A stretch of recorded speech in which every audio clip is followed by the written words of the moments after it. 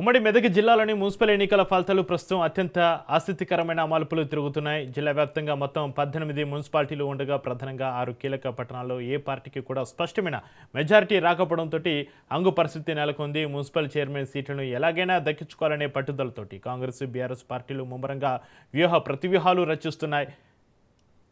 ఇటువంటి చోట్ల స్వతంత్రులు బీఆర్ఎస్లో చేరడంతో కొన్ని పీఠాలు ఖరారైనప్పటికీ మిగిలిన చోట్ల మాత్రం ఇవాళ జరగబోయే ఎన్నిక వరకు ఉత్కంఠ కొనసాగేలా ఉంది.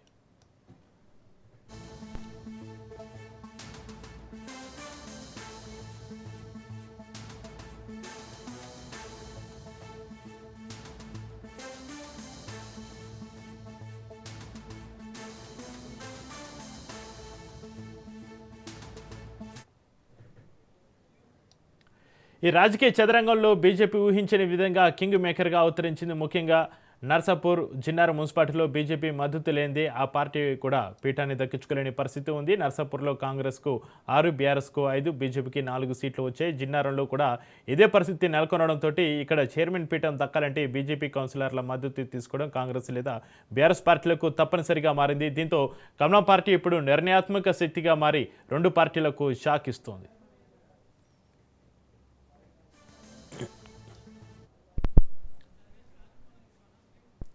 మరోవైపు జహీరాబాద్, ఇస్నాపూర్లో రసోత్తర పోరు సాగుతోంది. జహీరాబాద్లో బీఆర్ఎస్ 15, కాంగ్రెస్ 14 స్థానాల్లో గెలిచాయి. అయితే అక్కడ గెలిచిన 3 స్వతంత్రులు కాంగ్రెస్ రెబల్స్ కావడంతో వారిని తిరిగి బుజ్జగించడంలో పనిలో హస్తం పార్టీ ఉంది. ఇస్నాపూర్లో ఎక్స్ అఫీషియో ఓట్లు కీలకంగా మారనున్నాయి.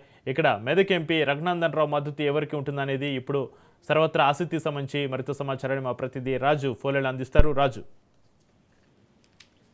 మెదక్ ఉమ్మడి జిల్లా వ్యాప్తంగా 19 మున్సిపాలిటీలకు ఎన్నికల ఫలితాలు వచ్చాయి. అయితే ఇప్పటికే బీఆర్ఎస్ 6 స్థానాలు తూప్రాన్, గడపతారం, దుబ్బాక, చెర్యాల, గుమ్మడిదల, గజ్వేల్ స్థానాలు దక్కించుకోగా కాంగ్రెస్ 6 స్థానాలు సంగారెడ్డి, సదాశివపేట, ఆందూర్, జోగిపేట, నారాయణఖేడ్, రామాయంపేట, హుస్నాబాద్ ప్రాంతాల్లో కాంగ్రెస్ కైవసం చేస్తుంది. అయితే హంగు వచ్చిన 7 ప్రాంతాలు జహీరాబాద్, ఇస్నాపూర్, కోహీర్, ఇంద్రేశం, జిన్నారం, మెదక్, నర్సాపూర్.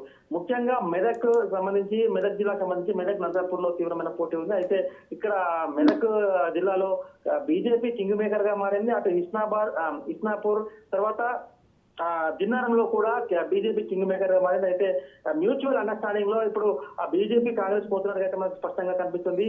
అటు ఇస్నాపూర్ సంబంధించి ఇస్నాపూర్ మెదక్ కాంగ్రెస్ కు వదిలిపెడితే జిన్నారం, నర్సాపూర్ బీజేపీ గెలిచే అవకాశం ఉంది. ఈ విధంగా ముందు పోతున్నట్టుగా మనకు స్పష్టంగా కనిపిస్తోంది. ఇస్నాపూర్ సంబంధించి మ్యాజిక్ ఫిగర్ కు 14 సీట్లు కావాలి. అయితే కాంగ్రెస్ 10, బీజేపీ స్వతంత్రులు 4, బీఆర్ఎస్ 12 గెలిచింది. అయితే బీఆర్ఎస్ అద్భుత పార్టీగా అవతరించినప్పటికీ అక్కడ నీలం మధు భార్య గెలిచిన కారణంగా కాంగ్రెస్ ఎట్టి పరిస్థితులు దక్కించుకునే ఆలోచనతో ఇస్నాపూర్ లో రఘునందన్ రావు స్థానిక ఎంపీగా ఉన్నారు. వారు అక్కడ ఎక్స్ అఫీషియల్ ఓటు నమోదు చేస్తున్నారు. కాబట్టి మనకు రాజకీయ సమీకరణాలు స్పష్టంగా కనిపిస్తున్నాయి. జిన్నారం బీజేపీకి, జిన్నారం నర్సాపూర్ వదిలిపెడితే అటు ఇస్నాపూర్ లో, మెదక్ లో బీజేపీ అటు కాంగ్రెస్ కు వదిలిపెట్టే అవకాశం సుస్పష్టంగా కనిపిస్తుంది. కాబట్టి ఈ విధంగా ఇస్నాపూర్ లో బలం లేనప్పటికీ మెదక్ ఎంపీ రఘునందన్ రావు అక్కడ ఎక్స్ అఫీషియల్ ఓటు నమోదు చేస్తున్నట్టు మనం అర్థం చేసుకోవచ్చు.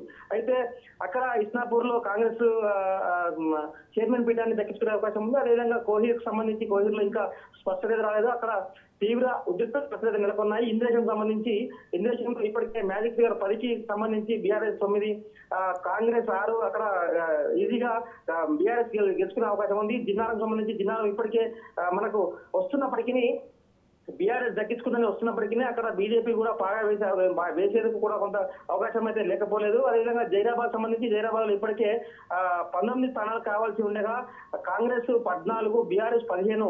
బీఆర్ఎస్ అతిపెద్ద పార్టీగా అవతరించినప్పటికీ ఇక్కడ కూడా స్వతంత్రులు, ఎంఐఎం నేతలు కింగ్ మేకర్ గా మారారు. అక్కడ కూడా కొంత ఉద్రిక్త పరిస్థితులు నెలకొన్నాయి. అదేవిధంగా నర్సాపూర్ సంబంధించి నర్సాపూర్ లో మ్యాజిక్ ఫిగర్ కు 8 సీట్లు కావాలి. బీజేపీ అభ్యర్థి కీలకంగా మారారు. అతిపెద్ద పార్టీగా అయితే కాంగ్రెస్ అవతరించింది. కాంగ్రెస్ 6 స్థానాలు, బీఆర్ఎస్ 5 స్థానాలు, బీజేపీ 4 స్థానాలు గెలుచుకున్నప్పటికీ మెదక్ లో 32 స్థానాలు, అటు మ్యాజిక్ ఫిగర్ 16 సీట్లు కావాలి. కాబట్టి Congress 14, BRS 15, BJP 2, BSP 1. BSP ఇప్పటికే కాంగ్రెస్ లో చేరింది. అయితే ఇప్పుడు కాంగ్రెస్ కు 15 స్థానాలు, బీఆర్ఎస్ కు 15 స్థానాలు. ఇక్కడ బీజేపీ కింగ్ మేకర్ గా మారింది. కాబట్టి బీజేపీ ఇక్కడ సపోర్ట్ చేస్తే బీజేపీకి నర్సాపూర్ లో సపోర్ట్ చేస్తారు కాంగ్రెస్. కాబట్టి ఇక్కడ చెరొక స్థానాన్ని దక్కించుకునే అవకాశం ఉంది. కాబట్టి ఇస్నాపూర్ సంబంధించి అటు జిన్నారం సంబంధించి ఇస్నాపూర్ లో కాంగ్రెస్ సపోర్ట్ చేస్తే జిన్నారం బీజేపీకి సపోర్ట్ చేసే అవకాశాలు కూడా కనిపిస్తున్నాయి. కానీ ఇప్పటికీ అది ఇంకా స్పష్టత రాలేదు. కాబట్టి ఈ విధంగా ఎక్కడైతే మెదక్ జిల్లాకు సంబంధించి 7 స్థానాల్లో కూడా తీవ్రమైన ఉద్రిక్త పరిస్థితులు నెలకొన్నాయి. ఇప్పటికీ క్యాంప్ రాజకీయాలు గత కొన్ని రోజులుగా క్యాంప్ రాజకీయాలు నడుస్తా ఉన్నాయి. ముఖ్యంగా ఈ రోజు మరికొద్ది సేపట్లో అక్రమ సంబంధాలు సక్రమ సంబంధాలన్నీ కూడా బయటపడే అవకాశం కూడా కనిపిస్తుంది. కాబట్టి అటు బీజేపీ ఇక్కడ ఈ ఎన్నికల్లో మాత్రం బీజేపీ కాంగ్రెస్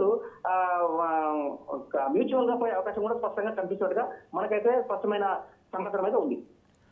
అయితే రాజు, రామాయంపేట వంటి చోట్ల చైర్మన్ పదవిని ఆశిస్తున్న వారి సంఖ్య ఎక్కువగా ఉన్నట్లుగా తెలుస్తుంది. అధిష్టానం ఎవరిని ఖరారు చేసే అవకాశం ఉంది? ఆ సమితి వారిని ఈ విధంగా బుజ్జగించే అవకాశం ఉంది రాజు? రామాయంపేటకు సంబంధించి రామాయంపేటలో ఇప్పటికే భార్యాభర్తలు గెలిచిన నాగరాజు ఉన్నాడు.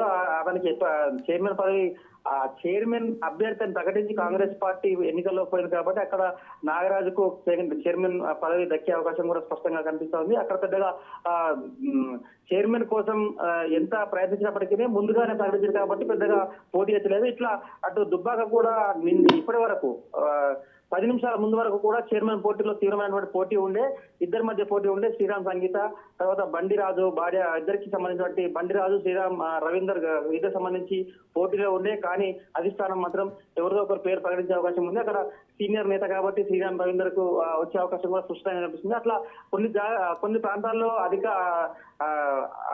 పార్టీ అధినేతలు పెద్దలు మళ్ళీ సంబంధించినప్పటికీ కొన్ని ప్రాంతాల్లో మాత్రం చిట్టీలు తీస్తూ ప్రకటించినట్టుగా తెలుపుతా ఉన్నారు. మొత్తానికి ఈ రోజు అయితే మరికొద్ది సేపట్లో ఉత్కంఠకు తెర పడే అవకాశం కనిపిస్తోంది. 6 స్థానాల్లో బీఆర్ఎస్, 6 స్థానాల్లో కాంగ్రెస్ కాబట్టి పెద్దగా అక్కడ ఏమున్నా అధికార అంటే పార్టీకి సంబంధించినటువంటి అధినాయకత్వం మాత్రమే చూసుకుంది కాబట్టి మిగతా 7 ప్రాంతాల్లో మాత్రం ఇప్పటికే భారీ బందోబస్తు ఏర్పాటు చేశారు. 144 సెక్షన్ ఏర్పాటు చేశారు. ఎట్టి పరిస్థితుల్లో అక్కడ గొడవలు జరిగే అవకాశం ఉంది కాబట్టి ఆ ప్రాంతాల్లో కట్టుదిట్టమైన బందోబస్తు ఏర్పాటు చేసి గురించిన భద్రతా వ్యవస్థను ఏర్పాటు చేసి ఎన్నికలకు పోయే అవకాశం ఉంది. ఈ రోజు ఒకవేళ కాకపోతే కనుక రేపటి దినంలో ఈ చైర్మన్ ఎన్నిక అయితే ఎన్నుకునే అవకాశం కూడా సుస్పష్టంగా కనిపిస్తుంది. మొత్తానికి 7 స్థానాలు ముఖ్యంగా ప్రధానంగా తీసుకోవచ్చు. ఇవి చర్చనీయాంశంగా మారినాయి.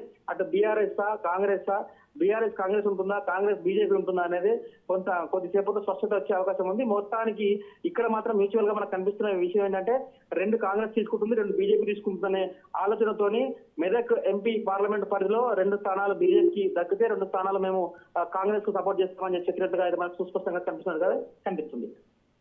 Right, thank you Raju.